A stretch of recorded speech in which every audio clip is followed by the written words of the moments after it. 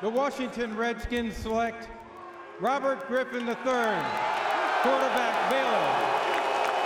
I think about the night you were drafted. We were there. You were in that great periwinkle blue. I'm calling that periwinkle blue suit. That was 3+ years ago. Yeah. Now that you've done it for 3+ years, what do you make of it? What has surprised you? It's not the game you thought it was. Do you feel like you're competing? For me, I go out and I play. I know I'm the best quarterback on this team. I feel like I'm the best quarterback in the league, and I have to go out and show that. Oxford Dictionary, Redskins lost its neutral, accurate, descriptive sense and became a term of disparagement over time. Merriam-Webster, the word Redskin is very offensive and should be avoided. These are dictionaries. I don't think Dan Snyder or you or me or anybody that roots for this team ever intended to offend anybody. But if folks are offended, what should happen? Well, I would think if folks really get offended, if there's somebody out there that really gets offended, then it's the same thing. You can get offended by anything. Welcome back to the show. Mark Mosley joins us tonight. I'm on Twitter @ParkerSports. A follower named Renee, quote, "I'm full-blooded and offended. Don't discount those of us who have spoken against this and say we don't exist." What would you say to Renee? She needs to prove to me that she's Indian, first of all. I mean, anybody can say whatever they want to. There's Michael Jordan. There's Muhammad Ali, Mickey Mantle. Here's Coach K. I know you don't want to hear this. You are in that spectrum of folks when it comes to American sports figures. Well, thank you. If it was a big room, I'd be in the corner looking at everybody in it. But at least I got into the room. So you're in the room. Yeah, I'm happy about that. I do a sports show, and I've loved sports my whole life, and I'm a drummer. So when I was a kid, I wanted to be a pro athlete or a rock star or both. I'm neither. For folks that want to do what you do for a living or sports for a living, and it's so unattainable. These are hard gigs to get. Yes, I know. These are hard gigs to get. What do you tell kids, young adults, anybody, frankly, on how to go get what you want? I think you have to. I tell a story in my show. It's called there was a store in San Francisco called the Velvet Underground, and I went up there to buy some clothes, and of course I couldn't afford anything there. But what I did was I stood where Janis Joplin stood on this beautiful floor, and I wrote a song called Gypsy about it.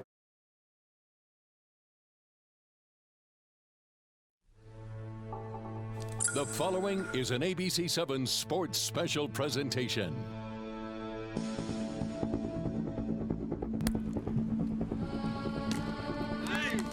Some folks say it's just a game, a contest. 2 teams, 1 ball. Whichever team scores the most points wins. But you know, and I know, it's so much more than that. The following is an ABC7 Sports presentation. 10 years to this day since Major League Baseball made its official return to Washington. A decade in D.C. defined by drama and dreams yet to be realized. And WJLA Sports Director Alex Parker asked Coach Gruden how proud he is today. Man, it was awesome. We were fired up. The only thing I'm upset about, I didn't get to see it. But I do have it on my phone. See that picture? Can we? Oh, that's the picture. That's sweet. That's his first point as a Dayton Flyer.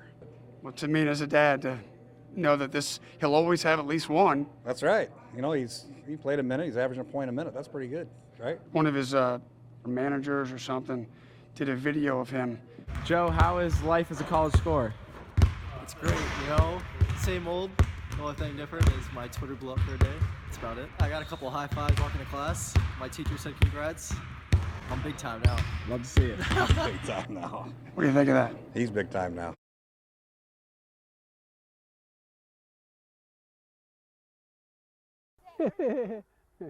Joe Gibbs has a new home field. Get the ball, Taylor!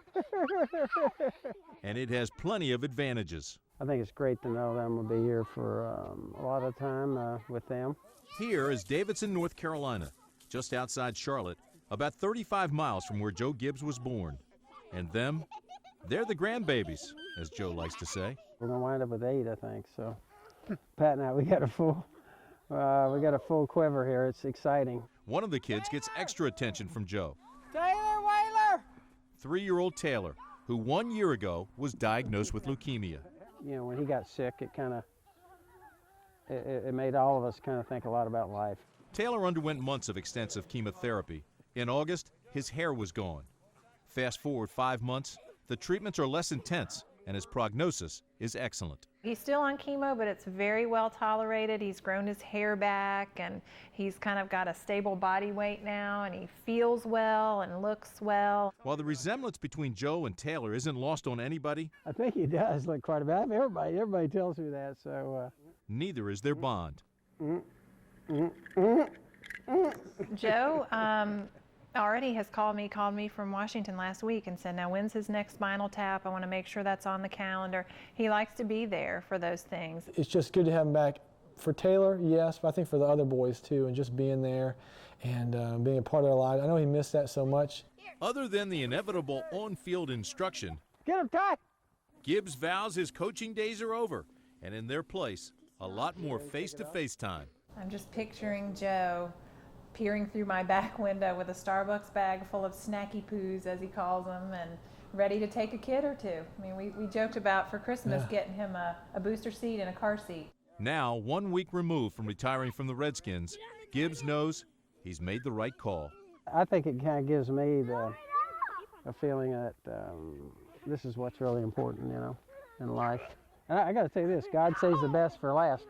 He saves grandkids. I never thought I'd have as much fun with my two boys after my two boys here were growing up, and here we are having grandkids and having a ball. Can you sing Hail to the Redskins?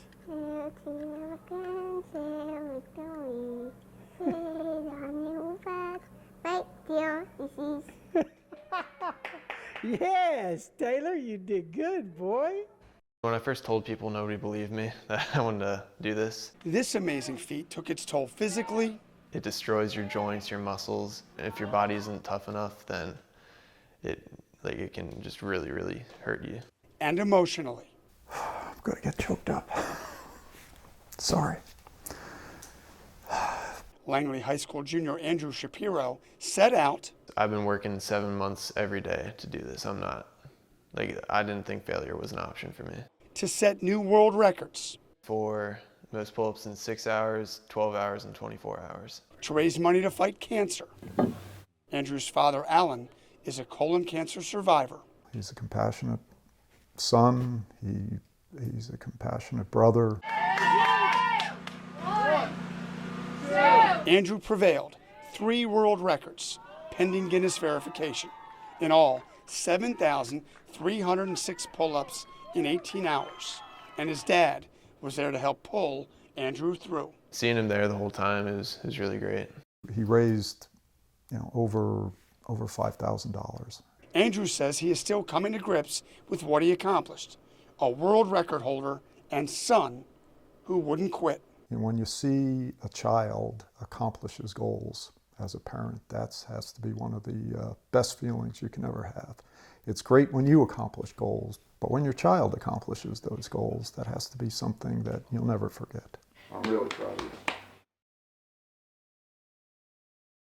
Ali Krieger joins me in studio tonight. Can you tell Ali Krieger that I'm kind of psyched? I can. I'm psyched too. This is going to be awesome. Thank you for being here. Thanks for having me. Congrats I really on that, appreciate it. on that little World Cup thing you pulled Yeah, off. that little tournament that we had. Billy, thank you so much. How you doing? You look just like Billy Blanks. Well, thank you. Exactly what I pictured. Thank you. How are you doing? I'm doing good. I'm glad to be here. I'm joined tonight in studio by George Mason Athletic Director Brad Edwards. Brad, how are you? I'm doing great. You sure that wasn't the 2001 Super Bowl? Is that? Oh, okay. No, yeah. that was 91. Well, I was going to say, I say this probably way too often to other guests. You look like you could still play. You look like you could still play. I told you I like you. Good. We do this all the time. Practice had just ended, and Robert Griffin III had a statement to make. Just met a real special individual that was in the conference room with us a couple seconds ago. A few hundred yards away were Kate Dunn and her mom, Amanda. We met Robert, who was just a fabulous young man. Like a dream. I'm not even sure that I'm not dead and in heaven right now. Kate is 16 years old. Her idol is RG3. She loved playing football too, but she suffered from a malformation of the brain, and 2 years ago, Kate had surgery to remove part of her skull. past when we would be sitting up at night trying to save her, it would be like, what would RG3 do, Kate? Would he just lie down and give up, or would he get up and fight? So Kate fought with RG3 always in her thoughts. Seeing him go out there and, I don't know, just get through so much, just like me. Robert had never heard of Kate and her story, but she wanted to thank him, so she wrote him a letter. I've been carrying it around in my pocket for about a year now. Recently, Kate reached out to Robert on Twitter. He responded and invited Kate to Redskins Park. Today was the day. I just kind of covered my face and tried to remember how to breathe. Sure enough, she gave Robert the letter. I had managed to get my daughter to this moment when there had been so many dark times that I didn't think that she would make it. Kate is now coaching football and nursing a knee injury of her own. She left the park with a signed football and so much more. Just a story about why we do what we do as athletes. It's for people that we don't know are watching. Just to get to talk to him and let him know that, you know, how much of an impact he has on people was really good. I think by now RG3, I hope, has had time to read the letter. We have a special guest on the phone tonight. We take calls from viewers all the time here on Toyota Sports Talk. Robert Griffin III is on the line. RG, how you doing, my man?